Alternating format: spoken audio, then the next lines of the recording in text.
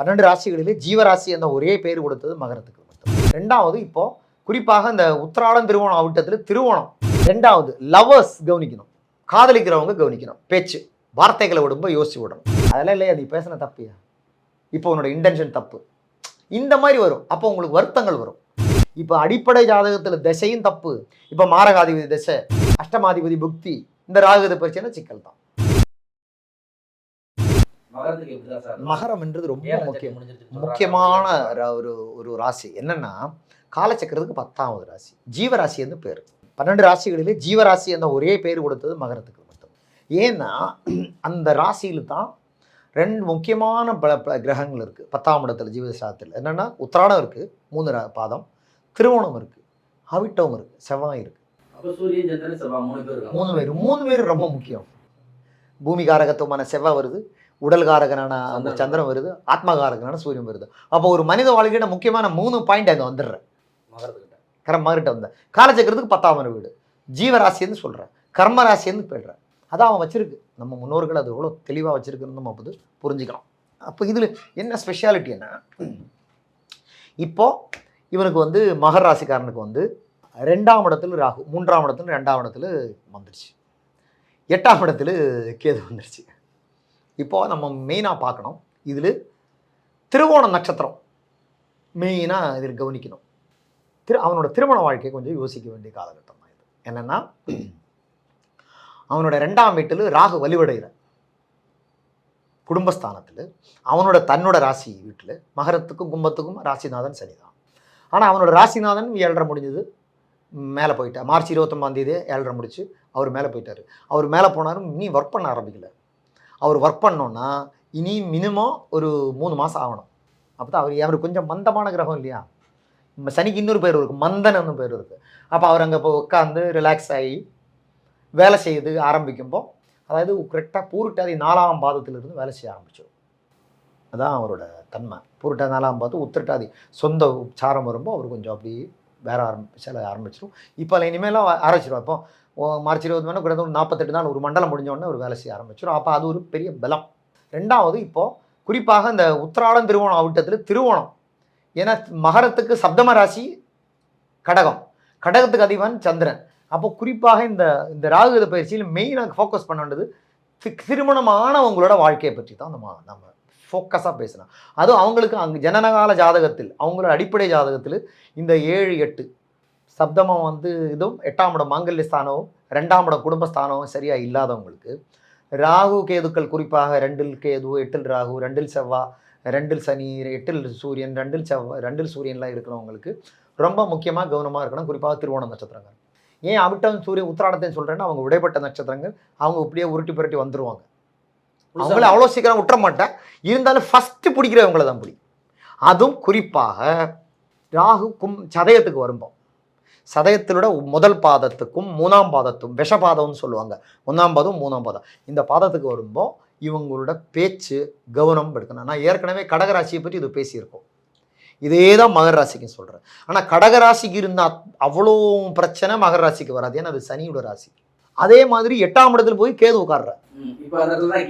ஆமாம், அது இன்னும் சிக்கலைன்னா இந்த இடத்துல அதுதான் முக்கியமான ஒரு பாயிண்ட். இந்த இடம் 8ஆம் இடத்துல கேது சுக்கிரங்காலுக்கு வரும்போது இவங்க கவனிக்கணும். இப்போ எங்கே கவனிக்கணும்னா பார்ட்னர்கிட்ட கவனிக்கணும்.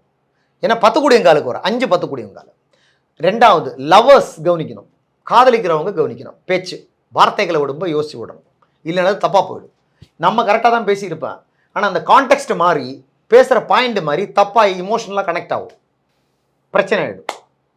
10 கூடியவங்காலு போதில்ல, தொழில் சேர்ந்து பண்ணுறவங்க இல்லை, பிஸ்னஸ் பார்ட்னர்ஸு, அவங்களும் சும்மா சாதாரணமாக விடுற வார்த்தைகளை அவங்கள வேற ட்ரிகர் பண்ணி விட்டுருப்போம். இந்த மாதிரி வார்த்தைகள் தப்பாக நிறைய வாட்டி விட்டுருப்பேன். அப்போல்லாம் அவங்களுக்கு கோபம் வராது, இப்போ கோபம் வரும்.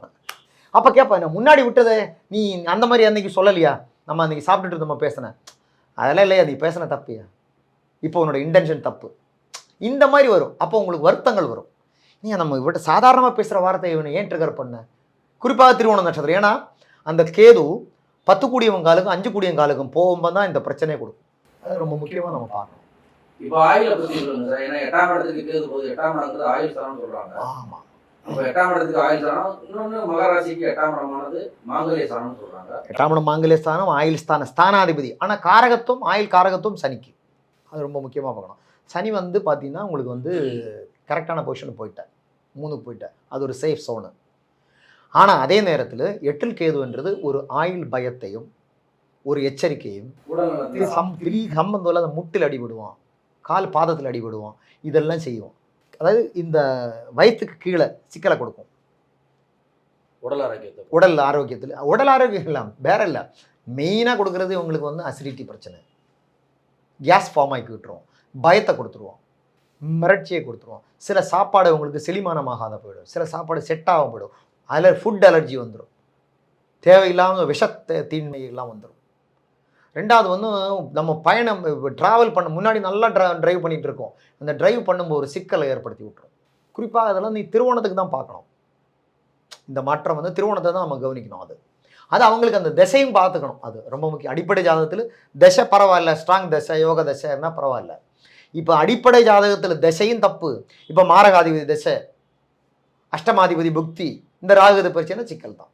இப்போ அது பொதுவாக ராகு எதுவில் தான் மாற்றம்னு சொல்ல முடியாது. இப்போ மாரகாதிபதி திசைன்னு வச்சுங்க, உதாரணத்துக்கு விருச்சிக லக்னத்துக்கு மாரகாதிபதி சனி, அந்த சனி திசையில் அட்டமாதிபதி புதன் புக்தி, அவனோட பொசிஷனும் குரு பார்வையும் இல்லை, அவனும் 6-8 கூட சம்மந்தப்பட்டு 6-8 காம்பினேஷனில் உட்காந்து இந்த ராகு எது பயிற்சி மாட்டி இவன் கரெக்டாக போய் தப்பான ஒரு தசாபுத்தியில் போய் மாட்டி, குறிப்பாக அந்த கேது ஓன் ஸ்டாருக்கு போகும்போது இவன் அந்த பயத்தையும் இவனோட புத்தி ஸ்திரதை இல்லாமையும் பண்ணிடும். அது ரொம்ப எச்சரிக்கையாக நம்ம பார்க்கணும். 8ஆம் இடத்துல 8ஆம் இடம் அது அதமாக அடிப்படை ஜாதகத்தில் என்ன தசாபுத்தி, திசை மட்டும் இல்லை, தசாபுத்தி ரொம்ப முக்கியம். எப்போவுமே ஒரு தசாபுத்தி அந்தரம், இது 3ம் பார்க்கணும். நீங்கள் பலன் சொல்லும்போது இதுதான் பார்க்கணும். தசா ரொம்ப முக்கியம், ரூலர், அப்புறம் சப்லாடு, அப்புறம் அவனோட சப்லாடு, அவங்க என்னென்ன பொசிஷனில் இருக்குது, அவங்க 6-8 இருக்கா, இல்லை அவங்க எதாவது அஸ்தங்கமாக இருக்கா, வக்ரமாக இருக்கா, நீச்சமாக இருக்கா, இதெல்லாம் பார்த்துடணும். இது எல்லாம் தப்பாக வந்து இதுவும் வந்தால் இவன் வேலையை காட்டுவான். நம்ம சொல்லல, கேப்டன் கரெக்டாக இருந்தால் டீம் ஒழுங்காக விளையாடும், கேப்டன் கரெக்டாக இல்லைன்னா டீம் தப்பாக போயிடும். கரெக்ட். இதே மாதிரி தான் ரூலர் தப்பாக இருக்குன்னு வச்சுக்கோ, மீதி எல்லாமே நமக்கு தப்பாக ப்ளே ஆகிடும். இப்போ ரூலர்ன்றது தான் கேப்டன். உன்னோட என்ன தசை ரூலர், ஒரு ஜாதகம் பார்க்கும்போது ஃபஸ்ட்டு நம்ம கேட்குறோம் என்னென்னா, உனக்கு என்ன தசையப்பா, அப்போ அந்த தசை ஜாதகத்தில் நல்ல பொசிஷன் இருக்கா, யோகாதிபதியா, அவயோகியா, யோகியா அவயோகியா, அடுத்து தப்பு அப்படின்னா தசா புத்தியை பார்த்துடணும். இதுதான் என்னோட அடிப்படை. சரி சார், இப்போ உங்க மகர ராசிக்காரங்க எந்த தெய்வத்தை சார் வேணுமா? சிவன் தான். அதில் என்ன இருக்கு, எல்லாமே சிவன். வேற எனக்கு தெரிஞ்சு என்னோட பார்வையில் என்னோட உணர்தல் வேற இல்லை. ராகு என்னால இப்போ கழுத்தில் மாட்டிட்டு இருக்க சிவன் எல்லாம் வேற இருக்கு. சிவன் இல்லைன்னா நீ சவம். சிவன்கிற பேர்ல ஏகப்பட்ட கோயில் கட்டிருக்காங்க. எந்த கோயிலுக்கு பழமையான சிவன் கோயில்கள் போங்க, ஒரு 1000 வருஷம் சோழர்கள் கட்டியிருப்பா, ஒரு 1000 வருஷம் 1500 வருஷம் 2000 வருஷம் கோயில் தேடி போங்க. இந்த ராகு கேது பயிற்சிக்கு என்ன சார் பரிகாரம்? சிவன் கோவில் போகிறது தான். நீங்கள் இந்த பாம்பு கிரகங்களுக்கு சிவனை தவிர வேறு எந்த கிரகம் எந்த பரிகாரமும் இல்லை. சிவன் கோயிலுக்கு போய் அர்ச்சனை பண்ணுறது, விளக்கேற்றுறது. சரி, நான் சிவன் கோயிலுக்கே போக மாட்டேன்னு சொல்லி சில பேர் இருப்பாங்களே, அதெல்லாம் எப்படி சார்? அது அவங்கள ஒன்றும் நம்ம செய்ய முடியாது. இங்கே யாருமே நம்ம சாஸ்திரம் என்றைக்குமே யாரையும் வற்புறுத்தினதே கிடையாது. நம்ம அடிப்படை என்னன்னா, நம்ம ஹிந்து மதத்தினோட அடிப்படை என்ன புரிஞ்சுக்கன்னா, நம்ம மதங்கள் என்ன போதிக்கிறது, நம்ம குருக்கள் என்ன போதிக்கிறேன்னா, ஒரு செய்தி சொல்கிறோம். We are just a messenger. நம்ம ஒரு செய்தி சொல்கிறவன் தான்.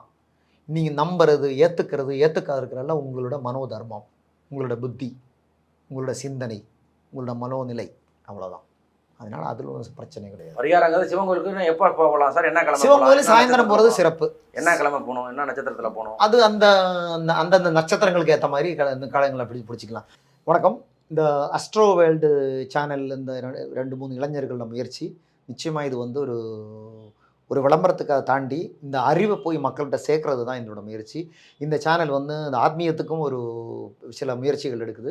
மக்களுக்கு தெரியாத நிறைய விஷயங்கள் இந்த அஸ்ட்ரோ வேர்ல்டு சேனல் மூலமாக உங்களை தெரியப்படுத்துறதுல எனக்கு மிக மகிழ்ச்சி. இந்த சேனலை சப்ஸ்கிரைப் பண்ணுங்கள். இது எல்லாரும் சொல்கிற மாதிரி சப்ஸ்கிரைப் பண்ண சொல்லலை, உங்களுக்கு இது கண்டிப்பாக பயனுள்ளதாக இன்ஃபர்மேட்டிவாக இருக்கும்னு நான் நினைக்கிறேன். நன்றி, வணக்கம்.